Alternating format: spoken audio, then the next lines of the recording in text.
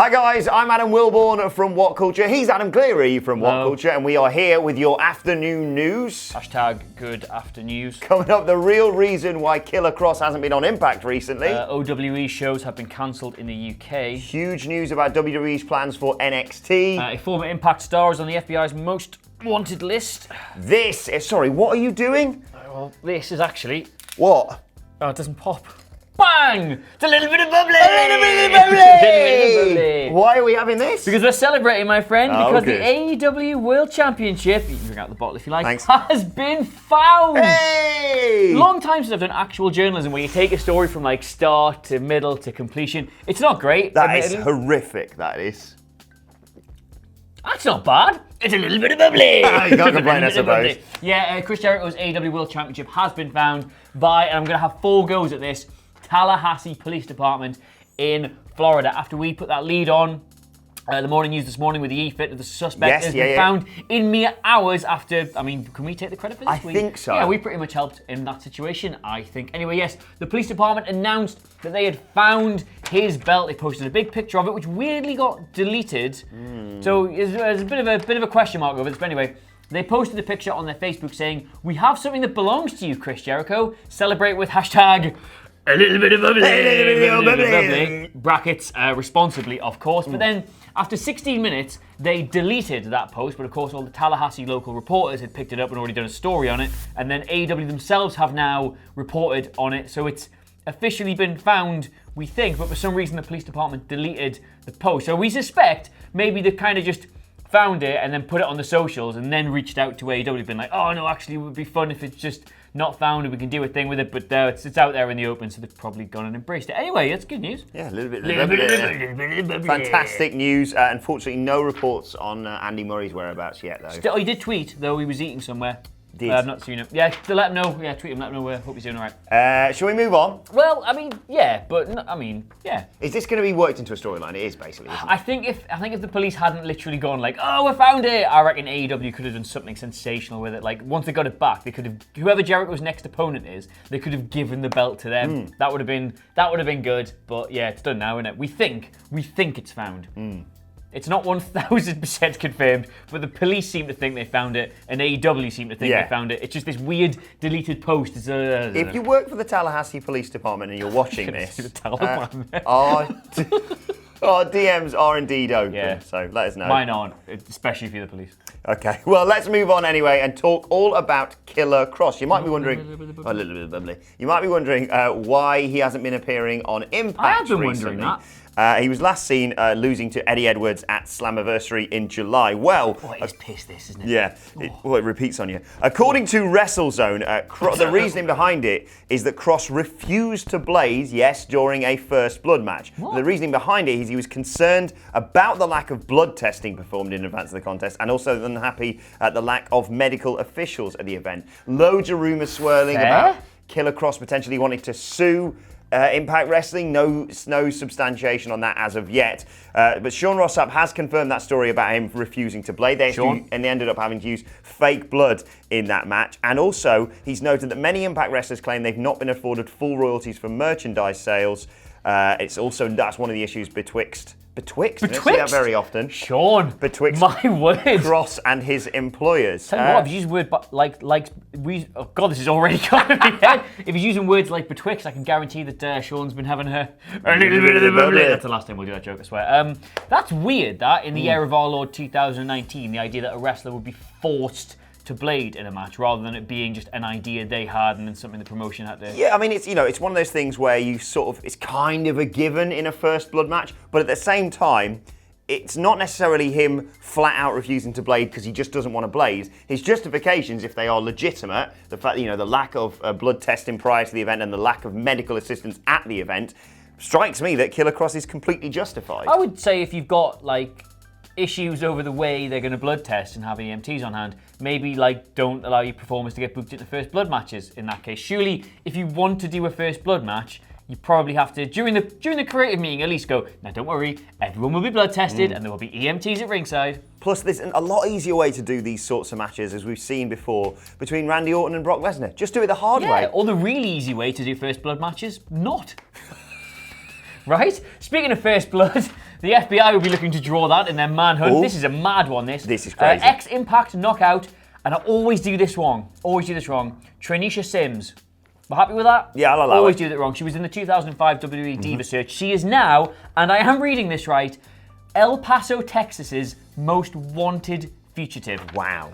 This is the statement released. El Paso Police Department lists Sim on a charge of interference with child custody. According to the Texas Penal Code, the offense involves a person knowingly taking or keeping a child under the age of 18 against the express terms of a court order. They have asked all citizens, and since we are helping out with all the crimes today, they have asked all citizens to call 915-566-8477 if they have any information on Sims. Your anonymity is guaranteed, and there may even be a little bit of bubbly for you as a That's result. not part of it. No, it's not. It just says a little bit of a reward. It's a bit of I mean, we could detail a history in WWE and a time and Impact, but this kind of just detracts from the fact that she's literally El Paso, Texas's most wanted fugitive. Yeah, and it's astonishing that, like, not just because it's X-Impact star, but because it's the most wanted fugitive. She's not killed anyone. No, but also not. She's not stolen a championship belt. No, indeed. But it's this isn't just a minor offence by the sounds of it. You don't get to be number one. It's just weird. I mean, like, she had that thing with Kurt Angle as well, which is entirely irrelevant to this whatsoever, but I think that's probably the last time she crossed most people's radars. Yes, exactly. That's where you probably know her from. Time in TNA. Time in TNA. I don't remember on the Diva Search, probably because I was way too young for that in 2005. What was I, like 8 or 9 or something? I'm only 24 now, so it's a bit of an odd one, this, and I hope whatever the situation is, that nobody's hurt. Yes. Because it is Texas.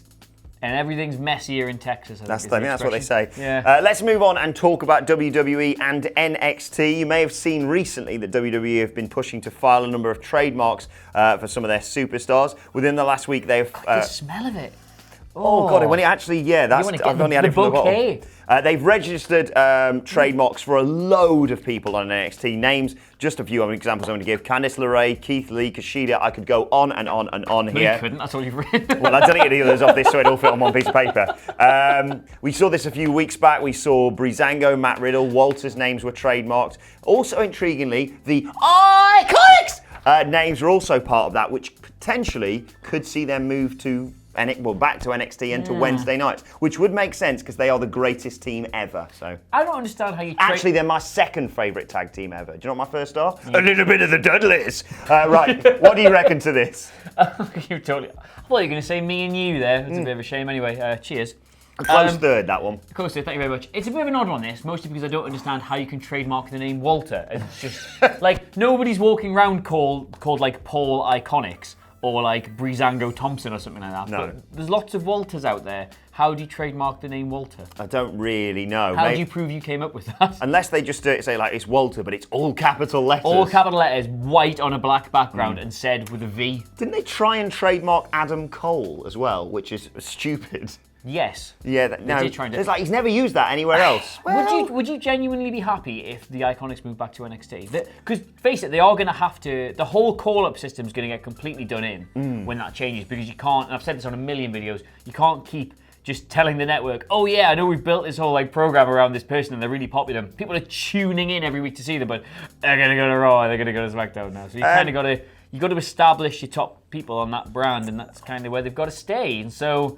I mean, you might as well move the Iconics back. Yeah, I think so. You know, had it not been for NXT moving to TV, you'd sense that moving them back to NXT would be seen as a bit of a step down. But arguably, and this is no gimmick now, actually, you could see that as them going back to NXT to try and raise the profile. Yeah, they've been genuinely one of the few success stories of the last 18 months, the Iconics. I think they were sort of treated as a bit of a joke. We thought they'd get pushed right down the card after they came up, but they got so over with how entertaining they are, both in the ring and in backstage segments. Their social media stuff's absolutely excellent, and people really took to them, and they let them win. The Iconics are legal. They let them win at WrestleMania. I literally lost my voice as a result of that. We did, yes. I'm sad there's not a clip of that anywhere. Oh, God. Monday Night Raw, baby! Where are we? Monday Night Raw! Just in case you don't know the story for context, we were watching that match. None of us had the Iconics winning that. And then as Bailey took Beth Phoenix off the top rope, with that move. He just grabbed me by the leg and went, the Iconic's illegal. Saw the little sneak tag from where we were sitting. Brilliant. It was brilliant. And finally, not too happy a story this time. I've got look at all the information I've got about this one. If you're hoping to go see Oriental Wrestling Entertainment in the UK, you can't anymore. I mean, they might they've said that they're going to reschedule it, but they're not going to, well, we don't know that for definite, but they have confirmed that following the resignations of their head booker and marketing directors, although they haven't specifically said who that is, I would point out, they've taken the unfortunate decision to delay the UK tour and will announce more information shortly. Now, obviously disappointment because there was quite a lot of interesting people booked on that. Yeah, the cards look great. But a few minutes before that happened, or a few minutes after, Sean McMahon, who was one of the people involved with this, we believe... That's Sean McMahon. Sean McMahon, by the way, yes. We believe one of the marketing directors said that he has submitted his formal immediate resignation as a director and head of marketing for the company trading as OWE Kingdom. Now, he has decided to resign as a director due to what he feels is the misconduct of the director and OWE China. I find this to be totally unacceptable, damaging to the industry and reputation of all who've committed themselves to ensure the tour would have been a success. Now, they can still go on, they can still do the dates, but they've said they're going to reschedule. And precisely what all this pertains to, what he believes is unacceptable conduct, we don't know at the time of recording, but I expect there's going to be loads more about this, probably on tomorrow's news for you. Yeah, it's always a shame this when you see promotions just seemingly implode over the course of a few hours. There's a lot of shades of 5-star wrestling over this. Those shows got pulled fairly close to their launch. And they had a great lineup as well. It was absolutely excellent, yeah. So it's a real shame. But yes, as you say, we'll report more on that as we hear it. But yeah, if you've got tickets for OWE, hold on to them. Hopefully they'll be rescheduled, but I'm sure... And if not, that's what we get your money back. Yeah, exactly. Should we move on to today's and finally? Yes. With a little bit of the bubbly. I just wanted to point out this tweet that I spotted from Arby's prior to the belt being brought back. I'm hammered. Brian Alvarez, friend of the channel, tweeted last night, yes, Chris Jericho's AEW title belt really was stolen. And Arby's responded by quoting it, saying, hey, I am Jericho, heard some Judas, see what they did there, stole your championship belt. We've got plenty of cardboard, want a new one. Cardboard belt? Cardboard belt. Are we doing a cardboard belt? Weird, that, isn't it? Right, let us know your thoughts on that and all of today's news stories in the comment section below. And don't forget to like, share and subscribe and send us Twitter questions for tomorrow morning at WhatCulture WWE. Watch there, you can follow both of us. You can follow him at... Adam Clery, Clery. You can follow me at Adam Wilbourn. You can follow us all at WhatCulture WWE. And make sure you subscribe to WhatCulture Wrestling for daily wrestling podcasts that you can listen to, you know, wherever. In the bath, out and about, sitting at home with your best friend, drinking a little bit of the bubbly. Thanks very much for watching. We'll see you soon.